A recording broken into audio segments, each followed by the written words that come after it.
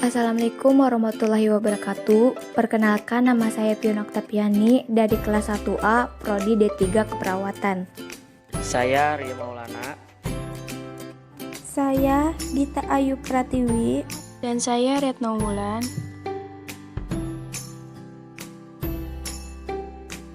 Di sini saya mau mempresentasikan tentang psikologis, yaitu perkembangan perilaku individu.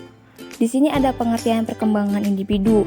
Perkembangan individu adalah perubahan progresif dan kontinu atau berkesinambungan dalam diri individu dari mulai lahir sampai mati, yang dalam bahasa Inggris disebut dengan the progressive and continuous change in the organism from birth to death. Yang kedua ada perkembangan motorik.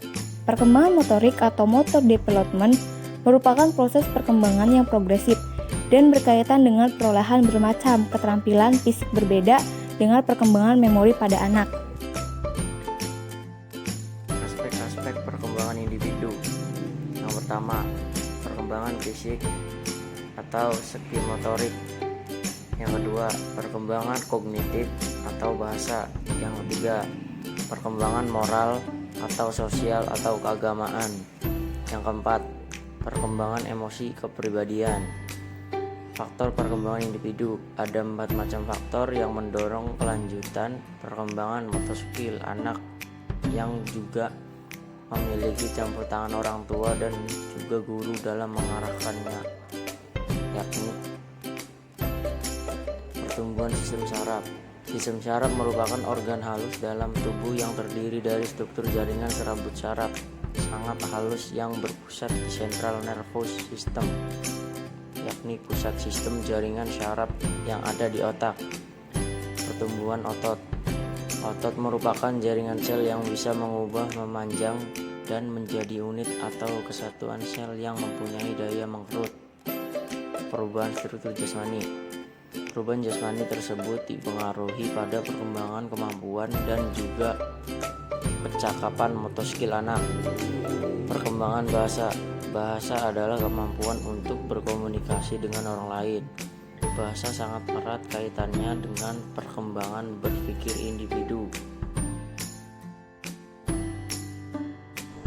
Prinsip-prinsip perkembangan, yaitu yang pertama, perkembangan merupakan proses yang tidak pernah berhenti. Yang kedua, semua aspek perkembangan saling berhubungan. Yang ketiga, perkembangan terjadi pada tempo yang berlainan. Yang keempat, setiap fase perkembangan mempunyai ciri khas. Yang kelima, setiap individu normal akan mengalami tahapan atau fase perkembangan. Yang keenam, perkembangan mengikuti pola atau arahan tertentu. Ciri-ciri perkembangan yaitu ada 4. Yang pertama, terjadinya perubahan dalam aspek fisik. Yang kedua, terjadinya perubahan dalam proporsi. Yang ketiga, terjadinya tanda-tanda lama. Yang keempat, diperolehnya tanda-tanda yang baru. Menurut Chen Proget mengklasifikasikan perkembangan kognitif anak menjadi 4 tahap, yaitu pertama, tahap sensori motorik, kedua, tahap praoperasional, ketiga, tahap konkret operasional, keempat, tahap formal operasional. Arah atau pola perkembangan individu adalah sebagai berikut. Pertama, cephalocaudal dan proximal distal.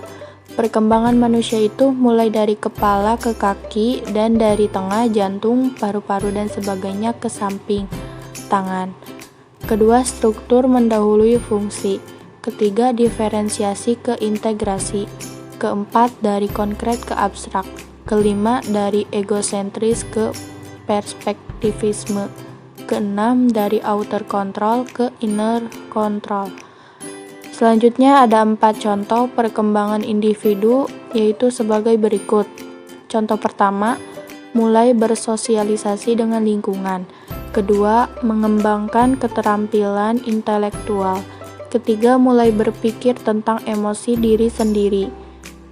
Terakhir, melakukan hal-hal kecil secara menyesuaikan diri dengan lingkungan.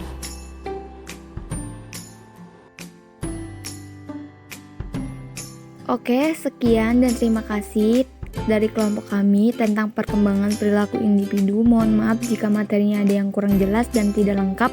Mohon dimaafkan. Thank you for watching guys. Wassalamualaikum.